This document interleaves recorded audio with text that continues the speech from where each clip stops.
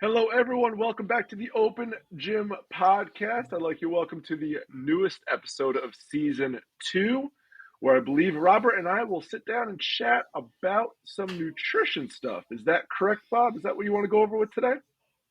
Yeah, Nick, you are you're currently studying, performing, or your precision nutrition level two.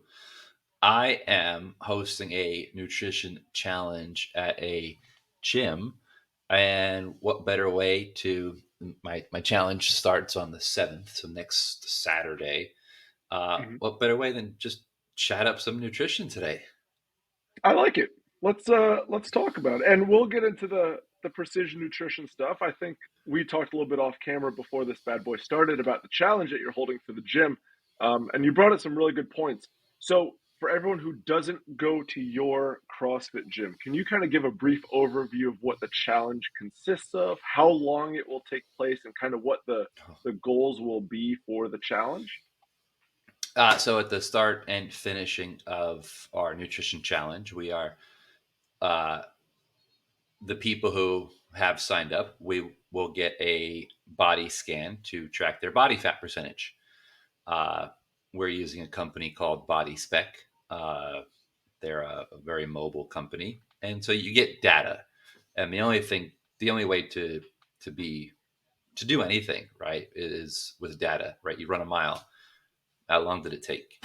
Uh, and so we need that to get better. So kind of giving you a baseline, whatever that number for your body fat percentage might be. And it's also cool to see where you have different body fat percentages throughout your body. That one leg might have more body fat than your other leg, and it helps your own personal data. So we'll do that at the start and the finish, to see any changes in muscle mass, whether you're trying to gain weight and put on muscle or lose weight, and kind of trim some fat, and all in between. Right, we'll have some goals to show up to the gym, do some mini physical tasks, and also get a lot of feedback one on one.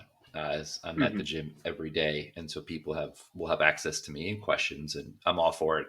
I love talking about nutrition and how it impacts fitness, but also how we don't even have to start with what you physically eat to help nutrition. And Nick and I talked about this before we started. It's sleep, right? Hey, we need to sleep first. If we're not sleeping, who cares what else we're doing? It's Uh, huge. and so aiming for 7 hours is a good base. If we can get to 8, awesome. Anything lower is has some ill effects. Anything actually more than 8 hours also starts to have some ill effects. uh, I think the common thing I see with a lot of people is they're like, oh, I'm fine on 6, like I've been doing this my whole life, I'm on 6, Right. and that's all their body knows. They don't know how much better they can feel with 7, and their excuse is, oh, I slept for 9 hours one day and I felt awful. Well, you gotta, that's might be too much going from 6, but you also have to acclimate to 7 to 8 hours, uh, when you are sleeping, and it we'll go into how else it starts, as well as talk about nutrition today. I think that's great. So have you ever run a nutrition challenge like this at your gym before? No, I've been part of one, at the same gym, Hmm. a year and a half ago. I liked some things about it. I didn't like other things about it, and so I'm just changing a few things. Hmm. Uh, I don't want it to be a physical test. This is not a physical test, nutrition. Uh, and whether it's to win or point based, I want this to be more of a focus on taking some things. You're not going to learn everything and you're not going to keep everything, but taking the points that really work well for your lifestyle and then take them into the holidays, which is where I feel a lot of people just resort back to old patterns. And then January 1st comes around and then they give up everything because it's January 1st because they put on 10 to 15 pounds. And it's just a yearly cycle and nothing in their life ever changes over the course of 10 years, right? We just put on a pound or two every year. And 30, at 30 years old, I'm 150 pounds. At 40 years old, I'm 170. Right. And that's just a broad number. Uh, and it's we want to be able to take some lifestyle changes and apply them to every aspect, including our holidays, but also the summer months and the spring months and our vacations. Absolutely. I think that's huge. And I think the having been part of a nutrition challenge at previous jobs that I've had before, I think one of the big takeaways that you're taking on is it's not a physical challenge, right? I don't think that you are looking for people to take their body scan in on Monday and then start destroying themselves on the gym Tuesday, Wednesday, Thursday, Friday for the remainder of the challenge, right? These are taking in the data from the start of the challenge and then figuring out ways that they can implement better practices at home and ways to better their lifestyle at home, like sleeping, like quality of food, and things like that. And you just have a baseline data point for that to start at. Another thing to kind of point out is the fact that you want to meet with people one on one, or you're encouraging people to come up and ask you questions. I think that's huge because there's no one style of nutrition that fits all for everyone, especially because everyone's lifestyle is different. Food choices are different, intolerances are different. So you may need a little extra specific guidance to make sure that what you're doing is correct for you. You can't go off of Joe Schmo's diet plan that's standing next to you because he just may have a completely different physiology breakdown than you do, or food preferences, or lifestyle and daily habits. So I like it that you want to encourage people to come to you, talk to you one on one, just get a little bit of a more personalized plan to make sure that this nutrition challenge works best for them. Have you set up like meeting times with people? Do you feel as though this is going to be a positive outlook for your community? Have people come up to you asking you questions already yet? They asked me it's going to entail, and I spent the last month kind of preparing everything. And I hope they take me up on our meeting. It's the goal set, right? What's the goal here, right? You just did a body scan. Not everyone wants to lose weight. Uh, Not everyone wants to gain weight.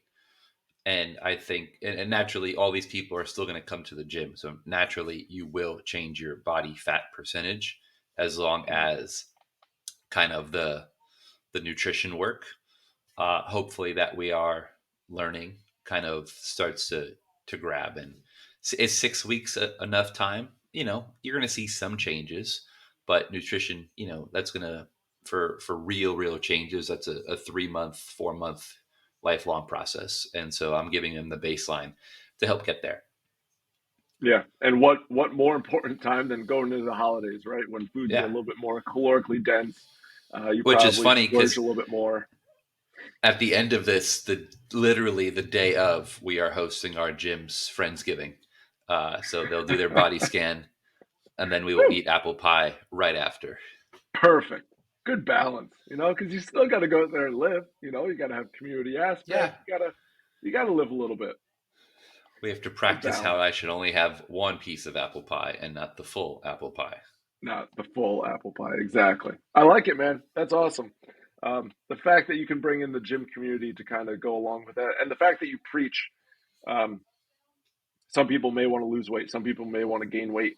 I'm not a big fan of winners and losers of nutrition challenges, right? Because it is such a personalized endeavor to make people feel as though they failed or lost a nutrition challenge. I think just sets people up for a much bigger hill to climb emotionally and mentally when they want to get healthier.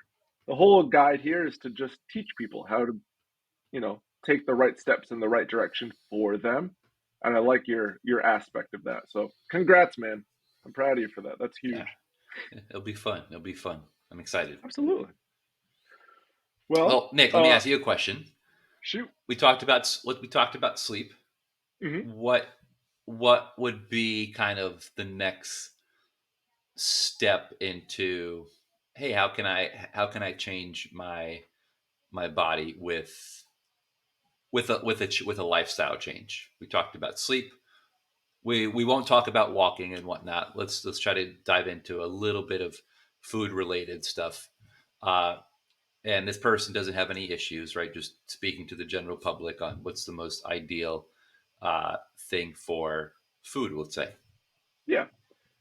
I mean, so it's funny you bring this up because we kind of spoke before recording this. The fact that I tried to develop more of a pyramid structure for clients to follow on their pursuit of a healthier lifestyle. And the bottom portion of the nutrition pyramid that I have for clients to kind of seek after and try to perfect or at least try to enhance on their own lifestyle would be eating better quality of food. I'm not too concerned about the amounts right now. I'm not definitely not concerned about macronutrients right in the beginning. I want to take a look at what they're eating right now without changing their diet plan. And I want to teach them the quality of food makes a big difference. And with the change of quality of food, normally the quantity may go down, right? Like I can pound a bag of Tostitos and a box of Pop Tarts and still feel like I could put down a Subway sandwich, but that's 1,000 calories and it just doesn't feel like it makes a dent in my appetite. But changing the quality of food and teaching people like very highly nutrient dense food may be a better choice for them, how much better they'll feel, and mentally the cognitive ability that you can kind of gain from eating better quality food. That's kind of what I want to teach people right off the bat, and that may take a month, that may take 6 weeks, that may take 2 months, to teach people what the quality of food can change their lifestyle for. So that would be my, I guess, first step, making sure that they're getting the correct amount of sleep to recover from whatever it is they're going on in their day, taking a look at what they're eating now and maybe making one or two small changes to show what the quality of food may change in their daily nutrition habits. And the third step, I think, in all this is stress, but I feel as though stress could be an entire different subject that we could talk about down the line. So yeah, I think the first thing that I look at is just quality of food. I don't care the amount. I don't care about the macro breakdown. I'm concerned about the quality of food that you're putting in your system and that your system can process that food correctly and then that you can get the most out of that food that you can. What would you say about that, Bob? Do you kind of go that route or do you go a different route when you first start with a Well, client that has some nutrition questions? well, it's like, hey, let's limit processed food as best as we can, and Yep. that goes into the quality of food, right? What you said, but I will add in, there is not a person I have met that is not Nick that eats enough protein. Right. And as someone who works out at the gym, people, how do I get stronger? How do I get stronger? You don't need to lift more. You don't need to lift more often. You probably need to fuel your body to feel better, to recover. And I think of all the things we can put in our body, it is a lean source of protein, whether it's chicken, turkey, a lean meat, fish. Uh, and that is hard for some people, whether we're, vegetarians, right? We have fish and eggs. We got to eating a ton of eggs probably leads to not liking eggs, right? I eat eggs probably once a day on average, but if Mhm. that was my only protein source, I'd probably fight my eggs more often because it's the only thing I'm eating. So it is difficult. You can get into some soy proteins, tofu. I've never tried the Beyond Meats. I don't think there's enough evidence out there for to see what the long term effect of those chemicals and how they're creating the food is going to happen. So I tend to stay away from them. But for people who that's really the only option because they don't eat meat, uh, go for it. If we're a vegan, we have to be very mindful of we're not eating too many carbohydrates to get a protein level. Rice and beans, right? You get a little protein for about 80 carbohydrates, and you do that every meal. Yeah, we're not going to lose weight. We're not going to get enough protein just because the amount of calories I'm taking in to get protein is just way too high. And I'll Right. probably get to a point where I just stop eating because I've ate too much already and it's just not enough protein. And that's where protein shakes come in. And Right. if you do have any restrictions in your diet, you kind of have to enhance your nutrition, your recovery, and your gym lifestyle. Yeah. Uh, that's an opinion. It comes from just me. Mhm. But to get to an ideal protein, and I will throw a number at you guys. For your body to function, you need 0.8 of your body weight in kilograms. Let's call me 220 pounds. Divide 2.2, I'm 100 kilos. Zero point 0.8 of that is 80. I need 80 grams of protein a day to function, to go to the bathroom, to stand up, to think. Because I also work out, well, I work out, therefore I want something to change. I want my muscles to have really good joint health. I want them to get bigger, which will enhance how long I live, probably. I try to aim for close to body weight in pounds. Hmm. Well, guess what? That's really expensive. So that's where the medium is. So I have that 0.8. Point 0.8. That is just to function, to wake up. And now I work out. So I live an active lifestyle.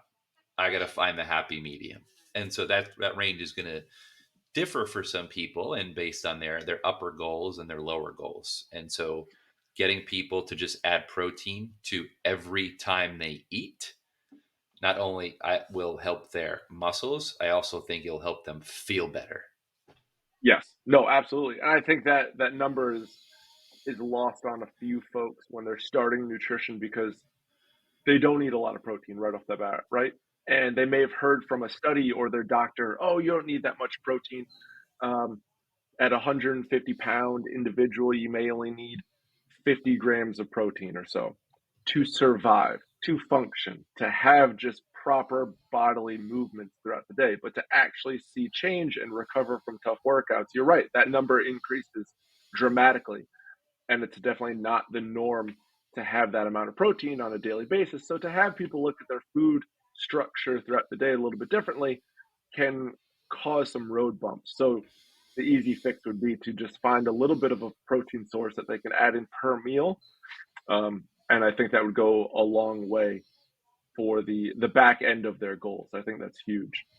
I think the processed versus non-processed food education is a big hurdle for folks to get around, especially some parents that have to deal with kids or folks with food intolerances or just picky eaters because they kind of gravitate towards foods that are more palatable, more pleasing just for the sake of taste versus nutrients. So they kind of go towards the more processed foods because it's designed to be more palatable and pleasing when we eat them. So we have to kind of break that trend and just teach them, hey, we need to get a little bit more of a non-processed food menu going on for the day. And then from that menu that you create, foods that agree with you, now we can start looking at quantities of calories and macros and all that. But we need to make sure that what you're fueling your body with can actually be burned correctly for energy. So, and all that will be learned in your food challenge. What? That'll be huge. Or just by listening to this podcast. That's what we're hoping. That's what we're hoping. Yeah. Uh, I always like I, and this may come across as rough for some folks, but I have clients that come up to me and be like, oh, I don't know if I can eat that much fruit. You know, fruit has sugar in it. Sugar's bad. And we talk about sugar all the time. I go, hey guys, guess what? No one's been carved out of their house on 600-pound life because they've been surrounded by banana peels and apple cores. All right. Like, we're fine with the fruit. It's the Snickers and the bag of potato Yeah. chips. That's the problem. All right. Go have the banana, go eat the apple. If you're hungry, I'd much rather have you put down 2 oranges than grab some chips. All right. So go nuts. But that's where the processed versus non-processed food I feel is the foundation, and then we can kind of build up on that kind of foundation to get the more closer to your goals, I guess we'll say. Um, Bob, with your nutrition challenge, you're talking about other things other than nutrition with as far as lifestyle. Are you going to try to hone in on food choices? Are you finding that maybe lifestyle with like families could be very different than lifestyle as single individuals? Do you see any road bumps coming along with that with the members that you're seeing? Well, I think a common question I ask is who in your household is supporting you and are they going to support you on this journey? And that's a big question. Uh, in my head, you know, hey, I don't have kids yet. I don't have to deal with uh, any complaints or crying about spinach on my plate. And don't get me wrong, when I was a kid, I was that kid. Uh, and so I do understand that aspect of it. I also understand it because I have practiced for so long on cooking, and not the gourmet side of cooking, but the preparing of just I have 2 bags of spinach in my fridge right now. I will eat spinach at every single meal, not a ton. Uh, at nighttime, I try to switch to broccoli, but it's in the house. I will prepare turkey or chicken or bison, and I have sweet potatoes made last night. Sweet potatoes in the oven, about an hour. I sat and I watched TV and did work. There you go. So I don't have to do anything else to the sweet potato. And come tomorrow morning when I'm ready to eat, it's very simple. Pull and plug, pull and plug. Here's my vegetable. Here's my protein and fat. Here's my carbohydrate, and I'm good to go. I add ketchup. Ketchup is my vice. To me, and hot sauce, it makes everything taste good. To Mm, me, maybe not to you. It's my condiment of choice. And so, if we just take a little time to prepare, and you know, maybe the people around us can get on board, and hey, let's do this 60% of the time instead of 20, and then we'll have that gourmet dinner or we'll go out. And so finding balance. But if we can make the majority of our meals, and I think we have to do this to live a long life and feel good and hit goals, food has to be boring and quick and easy most of the time. And it also mhm. makes when you go out, when you do sit down and cook the salmon or the steak, it makes it that much better because you're not doing it all the time. Right. And I've a I think it's also the easiest way to hit your goal is to simplify everything. This is true. Yeah, absolutely. Um, I have a little bit of a concept I'm going to run by you, right? I'm in the midst or finishing up my precision nutrition level 2 situation. And there's a chapter in it about willpower. And we go in and we discuss how willpower is a finite resource on a day to day basis, and how you, as a coach, need to find the amount of willpower that you feel as though your client has throughout the day, right? If they have a stressful job, if they have a family they need to take care of, picky eaters, and they can't go to the store and get 4 different meals for each individual to be happy, and that's sacrificing their sort of goals at the end because they're like, oh, like forget it. If my kid wants chicken fingers and my husband's, 2 hours late for dinner and I just need something fast and I know I shouldn't have like spaghetti and meatballs because it's too many carbs and I didn't do much today. Well, but it's easy. The willpower just is a finite resource and they're going to use that willpower in a priority setting. By the time it gets to themselves, they have no willpower to say no to the easy meal or the meal that's not necessarily the best for them, but they know it's the wrong choice. And I think what you said, you bring up that meal prep option where you just have to plug and play the food in, it decreases those friction points. And you need to decrease those as much as possible so that your willpower is not wasted on other decisions throughout the day. So when it comes to a meal, you can stay on track, you can make the best choice that you can. The food is readily available, and you just have to make the right choice at that time, which should be easy or easier than normal because it's already prepared for you. I think the meal prep is key to all of it. And yeah, if it's boring for 4 days, then make a date night with your significant other on Friday nights so you guys can look forward to something. But you know that treat is going to come up and you can kind of get through the Wednesday, Thursday nights of, oh my goodness, this is just a little bit more of a mundane food because you know Friday night date night's coming up and you can go out and have a good meal, but you enjoyed good quality food throughout the week. Yeah, yeah, and I like think, the key word you said is it's easier.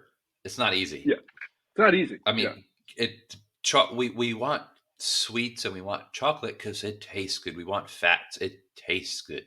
That's how they design these foods. Don't get me wrong. When I eat avocado, I don't want more and more avocado because it's a fat. Uh, but processed foods are designed chemically to make you want more. Like it's a quick dopamine hit. I want more chips. I want more, and you just I just ate 3 bags and oh, now I feel like crap, but not during. Right. And it is hard to put it down. I get it. But having food prepared makes things easier, Hmm. not necessarily easy. Easier than difficult, easier than hard. And that's where we hope to get to. You know, we have clients who have children, and it is tough. It is No. tiring. And when we're tired, we want something fun. And a chocolate bar is way more fun than spinach, sweet potatoes, and bison. But guess what?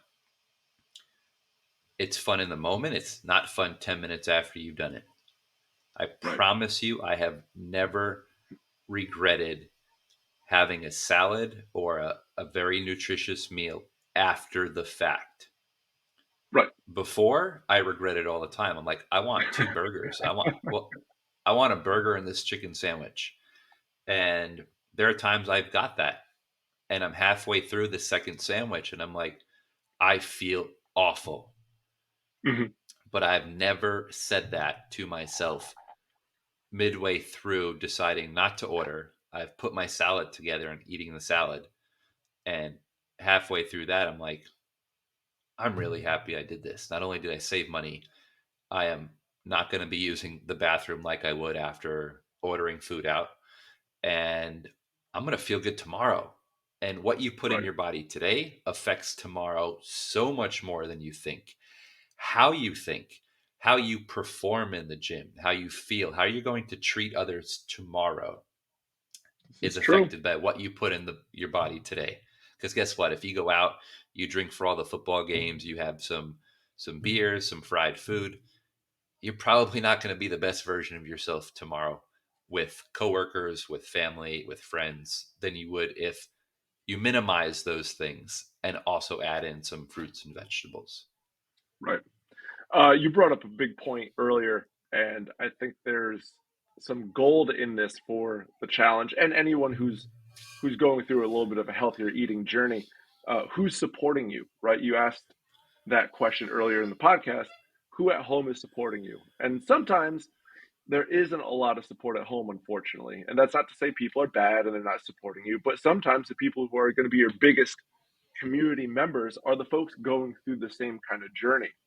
And some of the aspects that I like it to implement in my studio is if one individual has a really good meal, let's say a mother is like, hey, I picked out this really easy, healthy recipe for my family. The kids loved it.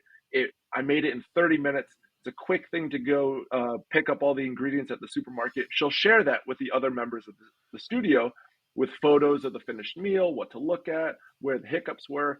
And now all of a sudden, 5 or 6 people do that, and now we're building a Rolodex of meals, right? And this could be something that you could do for the studio. You could almost make like an Instagram page for it where people could submit photos of meals, the ingredient list, and the cooking time. And now all of a sudden, your community of 60, 70 people who are going through a health journey process have accountability of other folks going through the journey, and they can kind of support themselves and each other through healthy meal choices rather than being like, well, I was going to make this healthy dinner. I kind of hit a road bump. I don't know what else to do with my time. I'm just going to go through the fast food line because that's the only alternative I can think of. Versus now, ooh, I have a community list of people who have put in a bunch of different recipe options. I'm going to find one that only takes 20 minutes. I have all the ingredients in the house and I know I can stick to my plan because there's my support system. So that's something that I found out that community is huge. It may not have to be a significant other. It may be people going through the food journey with you, but getting sort of a Rolodex of different menu items and different recipes can really keep people on track for a longer period of time and just build that confidence that you can always get a healthy meal no matter what kind of situation you find yourself in. So, something to think about, something to talk to your Yeah. members about as well. And also, let's say I need to eat more protein slash I need to eat less cookies because I can't help myself. And my wife or my significant other, my roommates don't know this about me. And when they go shopping, they still purchase these things. Maybe they don't purchase enough protein. Maybe they got cookies because they know I still like them.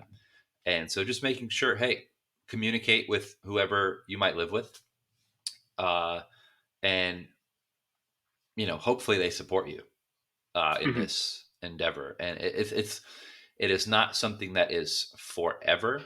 The goal is to go from to drink a little less, to have one less cookie. It's not to eliminate anything. I will never preach that unless you are going on stage for something or trying to win money with your body or performance. But for the everyday life, it is extremely important to have balance. To I still need to be social. I personally went through a part in my life where I did something very drastic nutritionally. I avoided every social event because I didn't want to be near alcohol, near sweets, and I missed out on a lot of things. And moving forward, you know, I can now have the ability, if I want to go out, I have no problem drinking non-alcoholic beer and beer at the same event. I can still Hmm. drink things. I can add in water. I can choose to, you know what? Tonight I'm having a drink. I'm not going to have sweets. The next night or the next weekend, you know what? I'm not going to drink, but I'm going to have sweets. And so I get balance. And Right. in the long run, I'm going to get to my goal eventually. Is it as fast as possible? No, but I'm changing habits. Instead of drinking so much and then ordering all the sweets, I'm now changing my inhibitions, because when we drink, that's what happens. We change our mindset around certain things. I know personally, it's like, oh, I feel a little drunk, so I'm gonna just soak my body in fat, and therefore I order excess amounts of food to hopefully soak it all up. And guess what? That never works. I feel like shit the next morning, no matter what. Uh, so it's remembering how I feel in certain situations. And maybe you don't drink or eat sweets. And maybe this has everything to do with how much you're eating. And you go through a workout at the gym. And after the workout or during the workout, you feel awful, Hmm. right? Remembering that feeling. What did I eat today? Oh, I didn't eat today. Or I ate 6 hours ago. All right. Something has to change there. And so if we remember kind of those low feelings. Flip side, remember how we felt on the other side of that. Oh, I did this and I felt great. Awesome. Let's keep that, right? The things that work well, we keep. The things that don't work well, we kind of see what happened and we change them up. And I can't preach that enough. Everything is data. What I put in my Yes. body is data. And if you want to feel good, you got to do it. If you don't mind feeling like crap, well, good luck, Yeah. because eventually that's going to put you in the hospital, and we don't want to go there. Right. Nobody wants to go there. Unfortunately, in our society, I think it takes us going to the hospital to make changes, Yeah. No, and that's what we want to avoid. We want to, do everything pre-op rather than post-op. And so let's saves be you a lot of time. preventative. It saves you a lot of money. Yeah. Let's do this now, versus, start, we tell people start lifting now versus, oh, I'm 50. I just broke my hip. My doctor said now I should start lifting. Oh, cool. Right. And So right, let's be going off preventative. the broken hip, but right, you're going to go through a catastrophic injury or something like that. Oh, you know what? You should have been lifting. Well, now you have 6 months of rehab before you can start lifting. And the willpower to lift and get into a healthy lifestyle after that rehab process is that much harder versus just being like, hey, you know what? I'm healthy. I haven't had a catastrophic injury. I'm just going to carve out a little bit of time during my day to do some healthy habits, like strength train, like eating a little healthier, like getting a little bit more sleep, which will add years to the back end of your life and make that life a little bit more enjoyable so you can experience some more fun things. I think that's huge. Uh, Bob, I think the big takeaway today is nutrition has a lot of avenues to take. There are some foundational things that we can sort of set ourselves up with.